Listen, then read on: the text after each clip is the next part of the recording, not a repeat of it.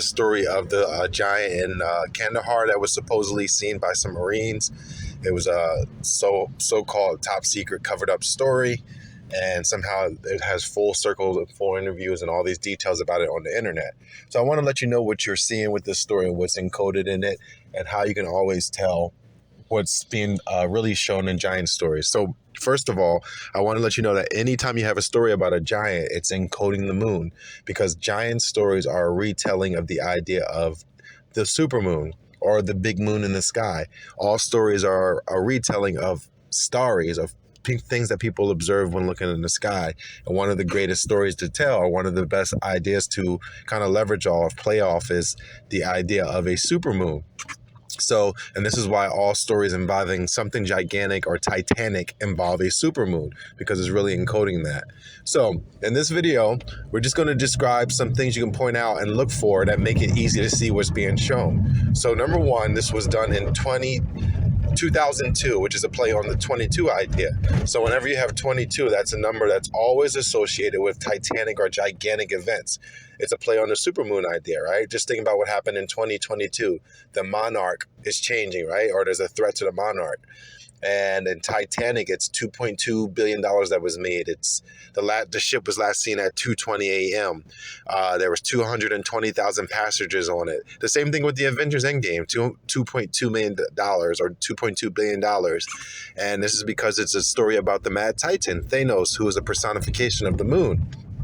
But the film was also the 22nd Marvel film, and this goes on and on. This is because the 22 is encoding titanium, which is a play also on the idea of a supermoon. So it all points back to the moon. So let's look at some of the characters, right? We have a special agent like Mr. Nobody from Fast and Furious named Agent K, which is a play on Agent 11, right? So letting you know it has the 9/11 kind of encode already starting. Then we have a military person named Daniel who was stabbed in the chest, right? And Daniel is a play on the biblical story of Daniel the dreamer, or Daniel's dream, which is always a point to the moon. And in a lot of reset films, you'll see a character named Daniel who's surrounded by a trinity, because it's also a play on the idea of the moon, right? And this is why there was a trinity in Infinity Wars versus Thanos, the moon, because three little stars versus the moon. So we have this giant coming out of a cave being described as having burning red hair. So burning red hair is they're talking about his hair being hot or burning. So they're telling you that this character is a representation of Leo the lion. This is why he has the burning red hair, right? Just think about like Mufasa and Simba. Then it's also burning and it's hot. He has a full beard, right? Then he has the golden shield and the golden spear. These are playbacks to myths. These are playbacks to ideas, reminding you that this character is something that is represented in the sky. He is a character who embodies both the supermoon or the Titan, right, or the moon and the sun, right? I mean, this can be demonstrated in so many different forms of media. For example, in the Street Fighter series, there's a character named Akuma, right? And Akuma has the characters represent different things in different games. But there's one game or one series where he has a Leo the Lion look, where he's playing Leo the Lion, and he's also a giant in comparison to the other characters. So he embodies both the sun and the moon as a character, or he's playing Leo the Lion and the moon as a character. And there's a lot of memes on the internet about him being Akuma Matata, which is a play on the Lion King for that reason. But then similarly, in the Street Fighter series, there's a game called Street Fighter Dreamers Alpha, the Dreamer game or something like that. There's a character in there named Dan. Not by coincidence, same kind of story being told here. Dan is a failure, but he dreams of being like the other trinity of characters that have the same look. They're kind of like clone characters within the game. You have the tiger, the dragon, and then the Sean or the sun kind of character. It's embodied in these characters here, but they're the trinity in comparison or in direct opposition to Daniel, which is the same kind of idea or story being told, just like mixed up a little.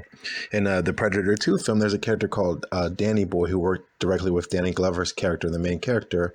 And there's one scene where he's looking for evidence at a house, and he goes up into an air vent, kind of like the idea of Daniel being in the lion's den, and the Predator kills him. And almost the same kind of blow as Daniel getting skewed in the story of the Giant of Kandahar.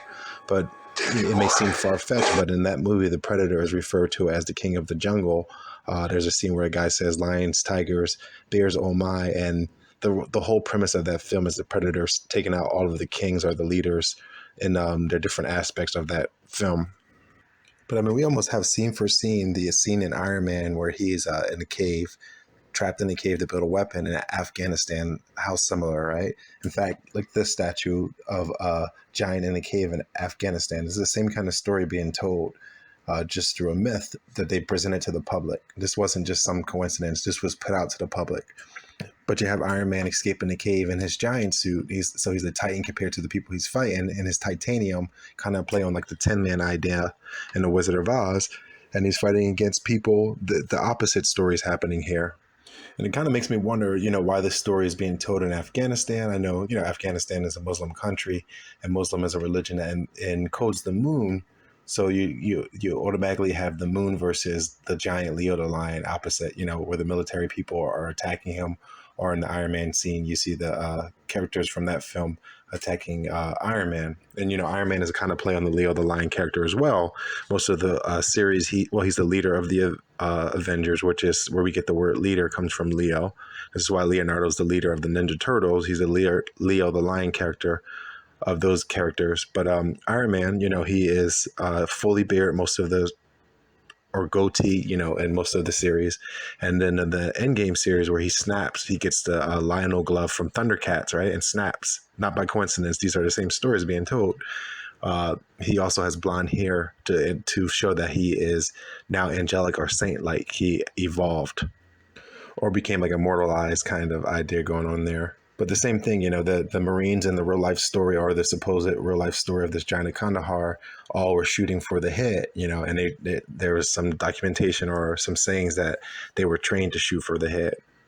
And this is because there's only a certain kind of ways you can kill a Titan or a giant. As you'll see in most films where there's a giant or Titan encoded, there's always going to be an attack for the head, the back of the neck, the calves, going inside of it, shooting the eye. Because these are all the ways to attack or kill the moon. So that's the unofficial story, that there was a character named Dan who was killed by the giant, but no one knows this guy Dan's military identification number, his name, or anything like that. So it's a fictional story, but the so-called official reports, which reinforces this idea that it's a put out story. There's a man named Daniel A. Romero who was killed in the line of duty, and Daniel, along with 3 other soldiers, which is a play on the Trinity idea, was killed. And this might seem like an unrelated story, right? Or it may seem like, hey, this is a true story, or it could be true, but it has too many of things that correlate with this. This guy was killed on April 15th, which is the same day the Titanic sank. And the Titanic is a story that encodes the same story being told here: Leo the lion versus a giant, right? And you have Leonardo DiCaprio playing Jack Dawson versus the giant or Titan ship. And that event was caused by a supermoon on 4/15 or April 15th. Same thing with Abraham Lincoln, shot in the back of the head on April 15th, because Abraham Lincoln is a personification or a character associated with the moon. And this kind of concept goes on with a lot of people and a lot of stories.